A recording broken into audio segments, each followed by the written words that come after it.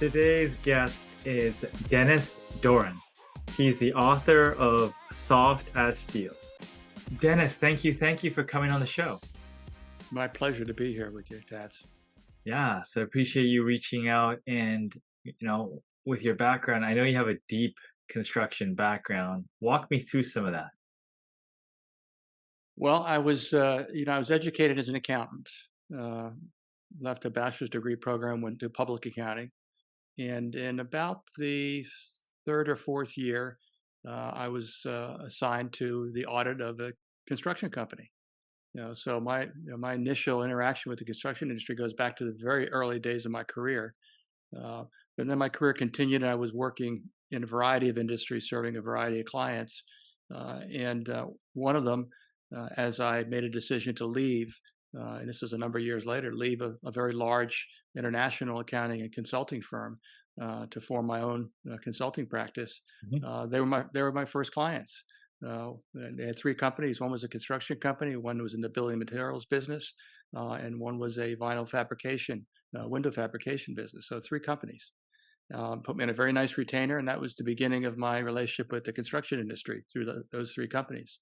Um, that relationship continued on. I then got a chance to consider moving into a position with one of those companies, which I did.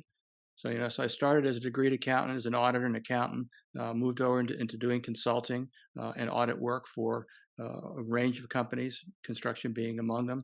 Then ended up going to work for one of those construction companies. So that was my first full-time position in the construction industry, and that would have been I would say roughly 1978, maybe 78 to 80, somewhere in that range. So my construction experience, in terms of the length of it, goes way back in my career. Um, Made a few other stops, changes. Left a full-time position, went back into a consulting mode. So consulting business and working with companies has been part of what I've been doing throughout my entire career, in one capacity or another. Uh, and it's been an interesting ride. But as I look back, I realize that well over 30 years of my experience, I bring with me to any of the talks that I give, any of the seminars I deliver, everything that I do today. It began with my experiences way back many more years than 30. But it wasn't until I would say probably about 10 years ago that I really began to focus on one aspect of the construction industry, but it's also an aspect of other companies as well. It's really not a industry issue; it's really a business issue, and that is how people were developed in the companies they work for. What was valued? Where was the money put if they were training people to do things? And was there any recognition of the importance of helping people understand how to be able to be more effective communicating with people, building relationships with people, those kinds of things, which then I roll into to my topical conversation I talk about often, which is soft skills, which are people's qualities and what they mean to beginning and maintaining good relationships in business and in all parts of a person's life. But I really got intrigued by it then, and so I started focusing more of my thinking, more of my interest in what kinds of things do I want to do. And at the time, I had an opportunity to take that interest into doing some training work. So my involvement in the training industry actually goes back more like 15 or more years, but not an everyday full time involvement. I kind of did some training in the early days as it's called in construction we call it a side job, but I was fully employed other places, and I just I've always been a people person. That's kind of bland, maybe to say it that way, but I've always been more interested in the person and what they were like, and how I came to understand them. Um, and the ones that I still know today from 30, 40 years ago are the ones that display all of the best qualities that I've come to learn and experience, that are the difference between just getting along in business and in life, and being successful in business and happy in life. Come to today, and for the last few years, I've been doing all work related to soft skills. In 2019, I wrote a book in the construction industry. Somebody said, if you got something you want to say about this topic you call soft skills, write a book. So I did. It was a great experience. I'm thinking it's a once in a lifetime thing for me. I mean, because I was already in my advanced years, to be kind, when I decided to write it. But the motivation was right, and the time was right, and the message is one that people receive well, even if they don't like it. Meaning, I don't know, soft skills, yeah, but it's really about about getting the job done. I said, well, that's true, and there's not a single business that I know that their customers pay them to do nothing, or to do a job poorly. So yeah, I get that, but that's in my view, in my journey, what I've learned is, in relative terms, that's the easy part. Teaching somebody how to do something, whatever that something is, that's the easy part. Teaching them something about how they interact with other people and how they get along with other people and why they need to interact and get along with people. And again, carrying out to the whole notion of, my success and my progress and my success in what I do as a job is not simply a function of how well I can do the job in a technical sense, but it's also a function of how well I can do the job in the environment where there are other people around that I have to interact with. And I think it's a difference maker. That's why I say soft skills are the hardest to learn. That's one of my little phrases. And the other phrase is that soft skills are the difference maker. The people that are the most successful have the best soft skills. One of them, and it's a big topic these days. We'll probably talk some more about it during our conversation. That's emotional intelligence, which, in my view, that's kind of a collective. That's a lot about soft skills and different facets of it and different skills as well. But it's hugely important. And there's much research on it and more conversation. I think every day when I go online, I see some article or some mention of it being a topic at a conference. We're talking about it much more across industries and across really society in a more general sense, and maybe at least in part in terms of the quantity of conversation. We're talking about it more because of what we all experienced for 2+ years that we call the pandemic. Yeah. Um, Dennis, you mentioned, you're an owner or you're a manager, you get it. You know this is important, but the culture or the organization hasn't made that shift. There needs to be a shift. How do you break it apart? How do you start the process of getting people on board and trained? Yeah, it's going to sound really fun, really almost fundamental to the point of it's hard to believe, but um, and it depends in terms of who you're talking to. Your employees are not of all the same generation, all the same ethnicity, et cetera, et cetera, et cetera. They're all unique. Each human being is unique, and I think that's inarguable. But some people say, well, they're just people. Well, they are, but every person is different, which is actually a point of commonality, or it should be, that to recognize that the fact that you and I are different from each other in observable ways, but also ways other, like things that are within our brain and in other aspects of who we are. Um, that's kind of fundamental to be able to begin the notion of how we need to change as a business to deal with an increasing variety, a very diverse variety of people, situations, and opportunities that we face. And if we can't change, and if you, Bob, can't change, one of the things we've talked about is this in terms of how you interact with people. If that can't change, then you're going to have to try to learn about the change, because it's important for us to continue to serve the ever-changing needs and interests of our customers, because those change as well. And we have to be better at understanding what their needs are and better at serving them as the overall environment we all live in changes. So Bob, the first thing I'm going to do for you is we're going to do some work together as a team, and I think one of the best ways for us to start this is we're going to learn some things about ourselves. We're going to do it individually and we're going to do it collectively, and let's call it a training, call it a workshop, call it whatever you want. But we're going to learn some things about ourselves, and there are tools that we can use in order to gather facts about each of us individually, facts that relate to how we appear, how we come across to people based on ultimately how our brain is wired, which is kind of fancy stuff to talk about. But the bottom line is, since we're all different, if we don't understand, that I prefer to be working on a task, doing something, working with a piece of equipment or machinery, or doing a drawing or doing CAD work, whatever it may be, as opposed to, being responsible for 5 people that I have to oversee every day and provide direction for them to be able to produce the work and get things done that need to get done. I'd prefer to do the task.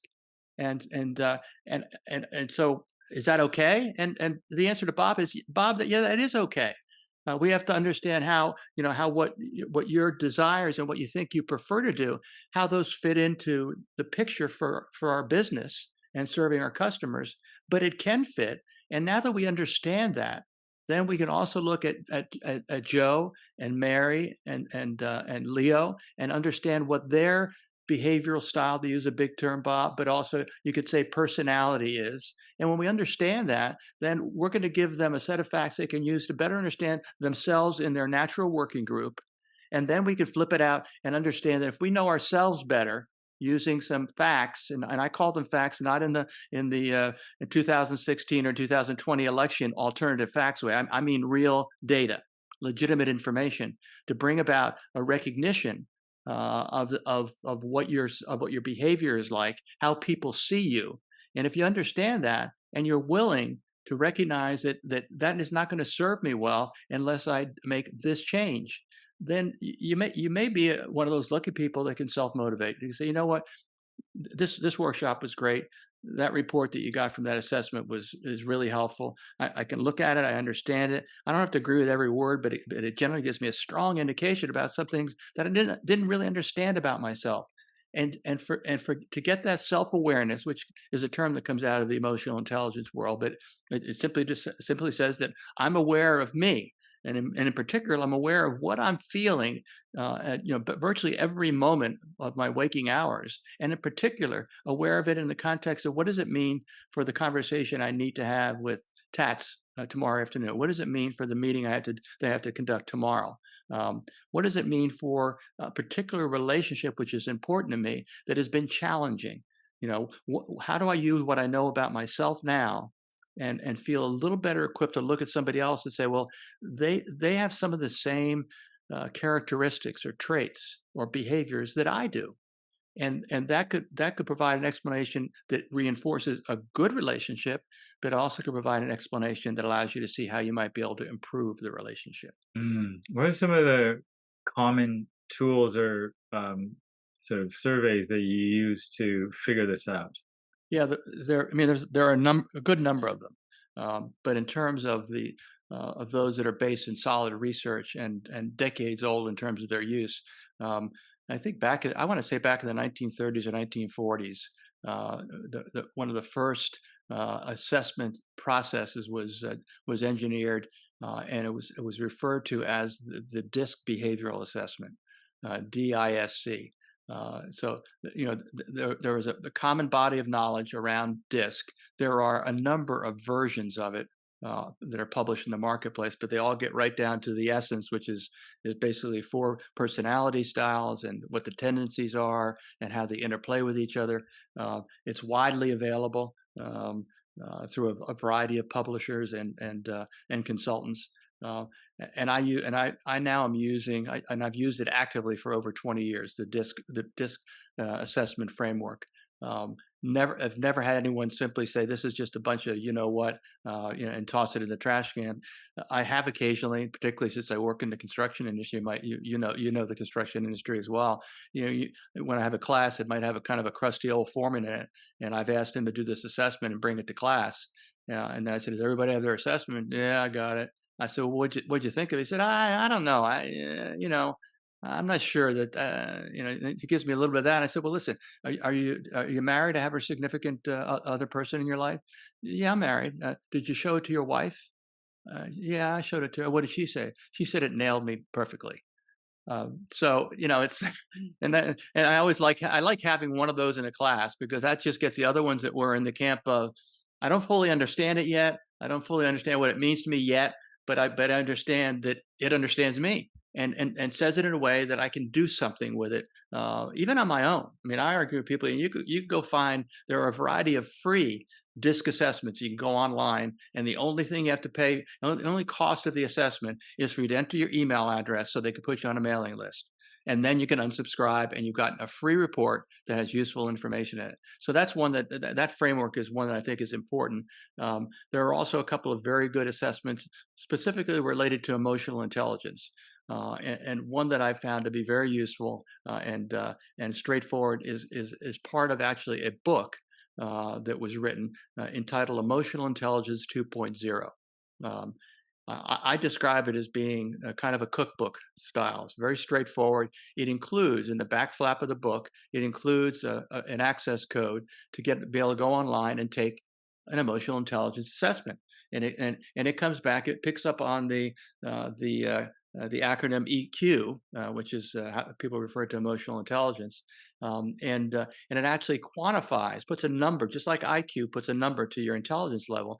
This puts a number to each of what they describe in this particular body of work. They describe them as skills. One relates to personal competence, and the other relates to social competence. And it says you have two skills. One is self-awareness. And there are things you can do to improve your self-awareness. The other is self-management. So those two work together to help you.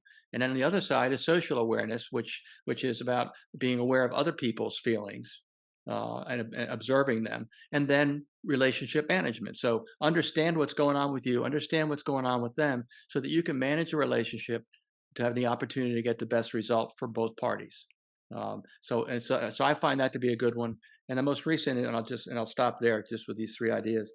The most recent one is something called Agile EQ. It's a combination assessment. It comes from one of the leading publishers, Wiley and Sons. And I'm not a Wiley salesperson, but I just will attribute it to where it comes from.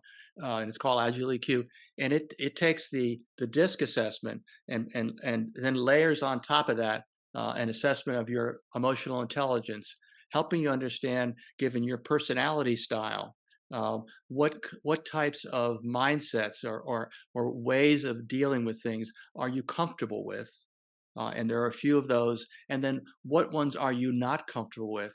And obviously the direction to say is that you need to learn more about what you already understand or may understand about yourself, and what kinds of ways of dealing with situations you're comfortable with. But more importantly, you need to learn about the other ways of dealing with situations which you confront every day, so that you can put effort into trying to use one of those other mindsets in order, again, to get better results.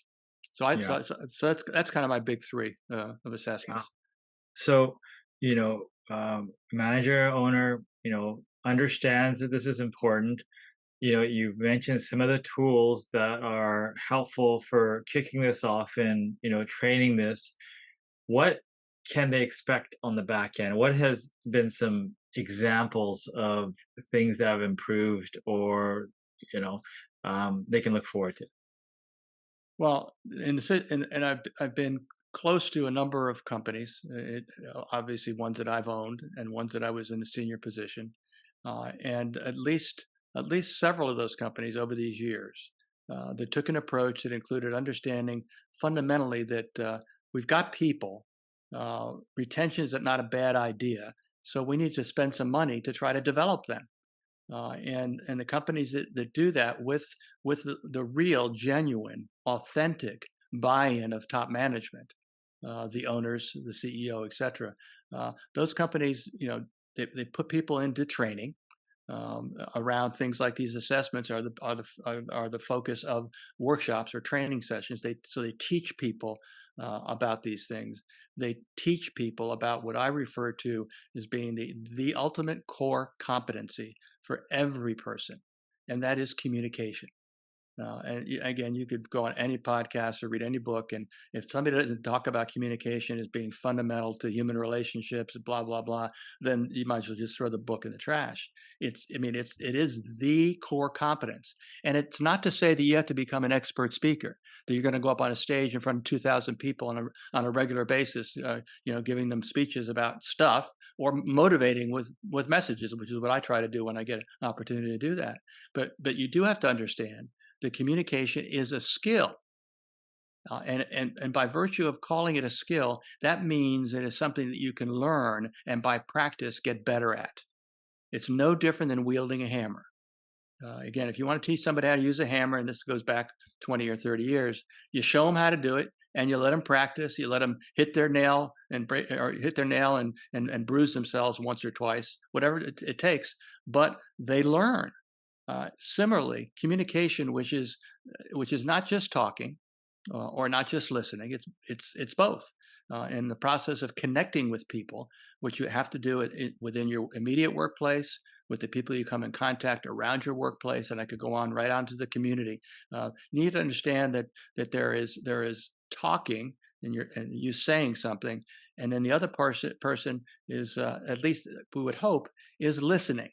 And then what we focus on is the idea that what people have a hard time with is if they don't have a pretty good understanding about their personality, to be able to recognize that because of my style of personality, which I understand, and I don't have to feel bad about it. Again, that's the other thing about these assessments, is they are factual, and if you accept them and attempt to try to make good use out of them, you can set aside your unfounded feelings of guilt about yourself, and your recrimination. Say, just because I'm so lousy at this, or I can't delegate, or I can't do this, or I can't do that. If you understand there's a why involved, then you can do something about it. And if you change and improve, then you sleep better at night. And that's kind of an extreme thought, but the point is, you don't have to wonder. You don't have to. I don't know why I have such a hard time getting along with Bob. And what you find out is that the Bob is a personality style that makes it very difficult for him to focus and listen. Because he's a guy that's usually just running a piece of equipment, running it well, running it fast and safely. But you want to sit down and talk with him about something. It's not in his makeup. It needs to be. So the way you try to help him to be able to meet you halfway is by mutually understanding that here's what's going on. And this is the only reason that there are times when one or the other of us doesn't feel okay about the general nature of our relationship. And so now we understand what that is, so we can do something about that. And so, Bob, what I'm going to do for you is I'm going to remember that you're a guy that wants to get stuff done. You want to keep moving really, really fast. So if we can agree that, if there's something that's significant that I want to talk with you about, it could be specific to the job, it could be something else, then I'll catch you at a break time, or I'll ask you to stay at the end of the day for 5 or 10 minutes. Would that work for you? And Bob will probably say, yeah, that's fine, because you're staying out of my way during the day. So it's not it's not fancy, complicated stuff. It's just a recognition that core competence, is absolutely essential. Nobody works in a vacuum. Nobody, not even people that are sent off to Alaska by themselves to paint the entire inside of a hospital building in Alaska. And actually, I know a person that was tasked to do just that. And one of the reasons he was tasked to do it, or two reasons. One, he was a really good painter, and he didn't get along with people. So they sent a really good painter to paint, because if he was around here on another job, somebody else would get pissed off, and all of a sudden I got problems I got to deal with. So let him go paint, and that's not a made up story. It's a real situation. So again, getting back to the two elements of communication, the thing that more people are have more challenges with is the listening part. Listening is an active process. It's this, communication is a process. Talking is active. Listening should be active. Now, I can observe as you're sitting on the screen that you are listening to me, and that you are finding some things very interesting. You also find some things kind of humorous, but you're definitely listening to me, and I can tell it simply by the movement of your head. And again, this is not rocket science. But if we don't know how simple these clues are to help us, then we miss opportunities. All right. So again, nodding the head, thumbs up, all those visual nonverbal components of communication are hugely important. And also doing things like asking a question to clarify. So let me make sure I understood the 5 stops you want me to make in the order you want me to make them in. And some people are about giving the instructions, say, just get the hell out of here, go. Yeah, I told you the 5 stops, go. what they don't recognize is that that person they gave the instruction to may not be wired in a fashion that they can get it on the first take. And so rather than send them away and without a doubt causing the opportunity for inefficient use of time or rework, take the extra 30 seconds. Say, are we on the same page on this? And they'll say yes, but so well, why don't you just kind of spit back the three or four stops. What's the first stop you're going to make? I'm not testing it, but I just want to make sure that you got it, because I know you don't want to get out and on the road and realize that you head in the opposite direction of where you should go. So stuff like that. So again, none of this is highly complex, but it all is built in a foundation of understanding, in a practical matter, how our human brain works, that it produces uniquely different people with uniquely different abilities and skills, and also a number of them that are in common with one another. But the more you understand about that, it just provides a foundation. And the term I use for employers that get this and really want to try to do something with this way of working through their people and developing them is that they care. They demonstrate caring. Life is getting more and more complicated every minute. Not every year, not every decade, but every minute. You and I both know that. You and I both have an incredible curiosity for learning about those things. So we know what that it's palpable. It's not just, oh yes, okay, fine. It's a real thing. And if we don't pay attention to it, then as we continue to move through generations, the newer generations, they have their set of values. Some people argue that some of them really aren't their values. You could have all kinds of discussion, arguing about things, but the basic issue is each generation has certain aspects of their interests and values that are different than other generations. And the youngest generation that's in the active workforce, one of the things that they care about, and it's probably true. It's actually probably true of millennials as well, but certainly Zs. And that is that if I work for you, and I'm interested in trying to do a good job, when you tell me to do something, please don't get mad if I ask you why. If it's something I've never heard before, or initially it didn't make sense to me, which may translate into I just didn't understand you. So please don't. If I say to you, I'm not sure I understand. Could you say it a different way?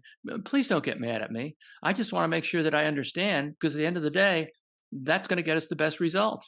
And that's all basic stuff. I'm not. Again, I use the word rocket science. It's not rocket science. And to me, and I take it a little bit deeper in terms of where it comes. If you come from the heart, in terms of building your life and helping to build the lives of other people, it comes from a place of caring. That's the purest, most foundational way of looking at what my role is as a leader. I'm the manager. I'm the owner. I'm the vice president or the CEO. Those are titles. They're very nice. But if I want to be the kind of leader that people really want to follow, meaning they want to stay and they want to work for that company, and they want to continue to work for that company, show that you care.